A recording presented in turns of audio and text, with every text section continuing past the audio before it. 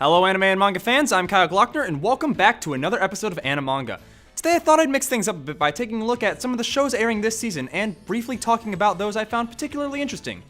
Unfortunately, there haven't been too many shows that caught my eye this season, but those that did have been pretty great. So today, I'll give my top 5 fall 2018 anime, starting with number 5, Sword Art Online Alicization. The third season of SAO is honestly my favorite. I've read most of it through the light novels, and I feel like it's one of the more intense arcs of the series, even when compared to the first arc. Alicization begins with Kirito as a child in a mysterious world with two individuals we've never seen before. After a bit, we see that this is a new virtual world he is testing. Back in reality, Kirito has an encounter with one of the last members of Laughing Coffin where he's injected with a lethal poison and left incapacitated. The next time we see him, he's back in the virtual world with no recollection of how he got there, and that's where the story takes off. A lot of previous plot threads that were left hanging from previous arcs are brought together and wrapped up in Alicization, and I'm excited to finally see it come to life on screen. Moving on to the number 4 spot, we have That Time I Got Reincarnated as a Slime. Here we have another isekai that centers around a 37-year-old businessman who gets killed by a mugger while out with his coworkers. After some time, he wakes up in a fantasy world as, you guessed it, a slime. I was going to put this one higher, but after the first episode, the show got kinda boring, which is unfortunate because I really like the premise of the protagonist being a seemingly mundane monster, and the show's humor has been pretty good so far. I'm setting my expectations low, but I'm hoping for the best. At number 3, we have one of the darker shows airing this season, Goblin Slayer. I'm gonna tell you right now that if you don't like intense shows, do not watch Goblin Slayer. This show throws a lot at you from the get-go, and it's not for the faint of heart. Although, if you're okay with that, there's a lot to appreciate with this show. The main thing that caught my eye is the interpretation of the goblins.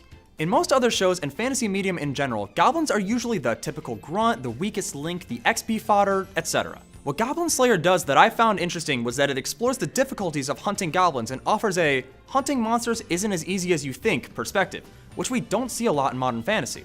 So if you're interested in a new perspective on typical fantasy with a lot of violence mixed in, Goblin Slayer is the show for you.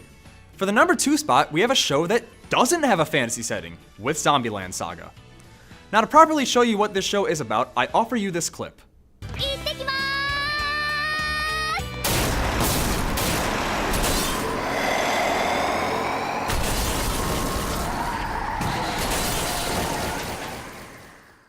Zombieland Saga is about a group of girls who have been brought together after their death to revive the dying idol scene in Saga, Japan. At first, only our protagonist, Sakura Minamoto, is awake, meaning she doesn't act like a brainless zombie. But after the first episode, all but one of the girls awaken, and zombie idol shenanigans take off from there. Right from the start, Zombieland Saga both grabbed and held my interest, not because of its riveting plot, but just how fun it was to watch. This show is a joy to watch from the beginning of the episode to the very end, as the plot goes where you would never expect it to each time. Like how in the first episode the girls are at a heavy metal concert, and in the second episode, their performance at a senior rally turns into a rap battle, accompanied by a shamisen. This show is a masterpiece of comedy, and the characters are some of the best I've seen in recent seasons, so please go check out Zombieland Saga if you get a chance. Now you may be asking, what could possibly be better than Zombieland Saga? Well, it may not be as colorful or humorous, but my number 1 show of the season is Rascal Does Not Dream of Bunny Girl Senpai. Long title aside, this was one of the first shows I watched this season and the one I've consistently been the most excited for. This show focuses on Sakuja Asusagawa and his attempts to help his senpai, Mai Sakurajima, recover from being invisible to everyone due to her case of adolescence syndrome. Adolescence syndrome is a disease which affects those in, you guessed it, adolescence. It reminds me a lot of a cross between the Monogatari series and My Teen Romantic Comedy, which is a great combination already, but despite initially appearing as a mere fusion of the shows, this show quickly established itself as its own thing, which was something I was worried about at first. But the way this show presents itself kept me invested, and so far, it's been my favorite watch this season. Well, there you have it. Those are the 5 anime I recommend from this season. Of course, there are other shows I haven't had a chance to watch, and a couple more sequels, but if you need a place to start, definitely go check those out. But that's all the time I have for today, so let me know what you think by tweeting me at ZTVGoofingOff using the hashtag Animanga. Until then, I'm Kyle Glockner, and this has been Animanga.